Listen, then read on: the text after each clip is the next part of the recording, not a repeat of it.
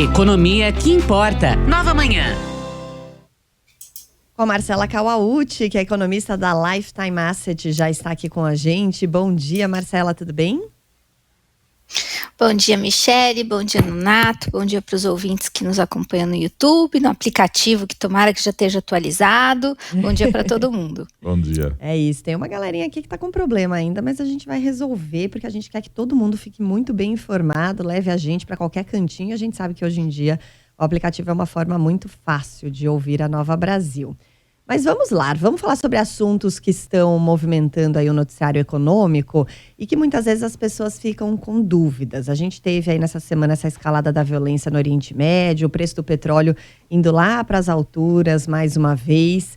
E a gente teve uma boa notícia aqui no Brasil, que foi aquela melhora da nota da dívida soberana brasileira pela agência Moody's. O que é a dívida soberana, Marcela? Bora começar então pela notícia boa.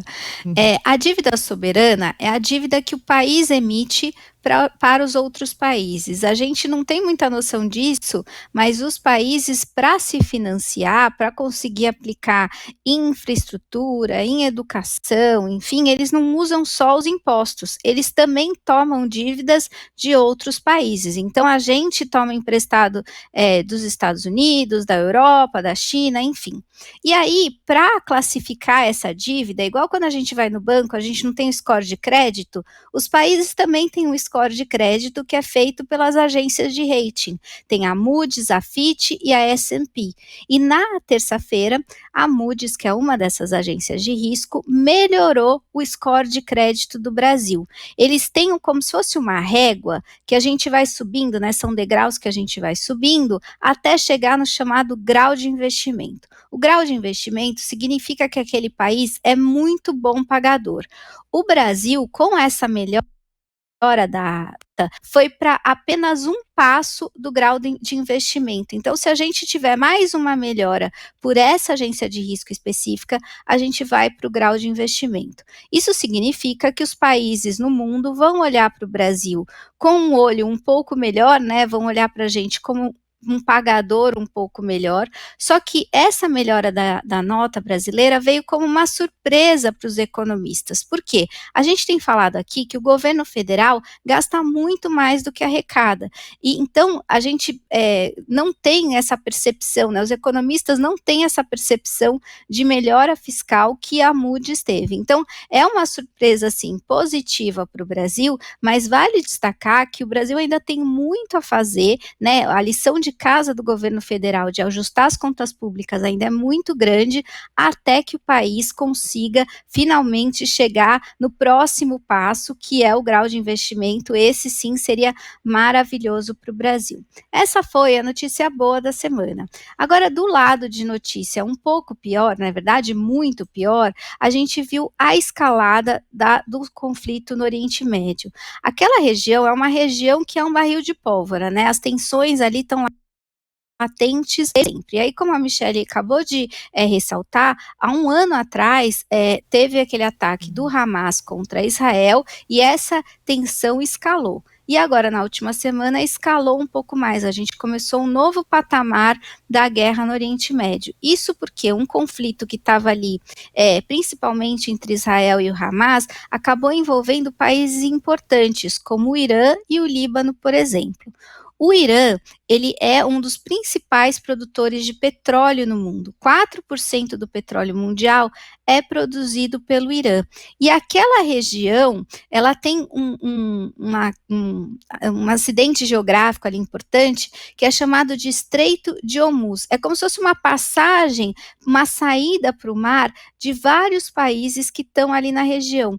30% do petróleo, da produção de petróleo mundial, passa por esse estreito.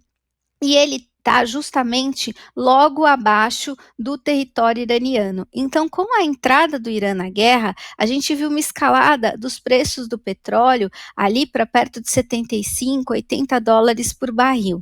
Isso acaba tendo um efeito super importante com a inflação mundial. especialmente os Estados Unidos. Lembra na semana passada que a gente falou que o Banco Central americano finalmente está controlando a inflação? Se o petróleo sobe e fica nesse patamar muito tempo, a inflação dos Estados Unidos sobe muito rápido, eles são super dependentes de petróleo e a gente também sente esse efeito. A Petrobras tem um controle dos preços de gasolina, mas em algum momento isso acaba repassando para o Brasil. Além disso, quando o mundo todo vive uma tensão geopolítica, geralmente existe a fuga para a segurança. As pessoas, os investidores vão para os Estados Unidos, demandam mais dólares e as moedas dos países emergentes como o Brasil desvalorizam. Se o real desvalorizar ainda mais, a gente vai acabar tendo uma inflação importada um pouco maior. Então, é claro que a questão humanitária dessa guerra é a questão mais importante, mas a gente tem impactos econômicos super relevantes que a gente vai conseguir apurar à medida que a gente tiver mais desdobramentos, e parece que essa guerra vai ser uma guerra que vai se prolongar nessa questão, nessa tensão geopolítica por bastante tempo. Sem dúvida, são temas aí para a gente ficar atentos, e quando a gente fala muito de economia que dá a impressão que está mais no macro, mas não, de algum modo chega aí no dia a dia das pessoas, no nosso dia a dia também. A Marcela Cauti está até trazendo aqui esses dados para que a gente possa refletir mais sobre o tema. Marcela, obrigado. É verdade. Né? Desculpe, é só falar que muitas vezes o impacto é indireto, mas o impacto sempre chega na gente. Eu falo aqui sempre, né, que a economia está em tudo. Então, e tem aqueles dominozinhos, você derruba o primeiro e vai derrubando os demais. Uma hora chega no nosso dia a dia, sempre. É isso aí. Obrigada, Marcela Cauti, todas as quintas-feiras com a gente. Até semana que vem, Má. Até semana que vem, um bom dia para vocês e para todos os nossos ouvintes. Valeu.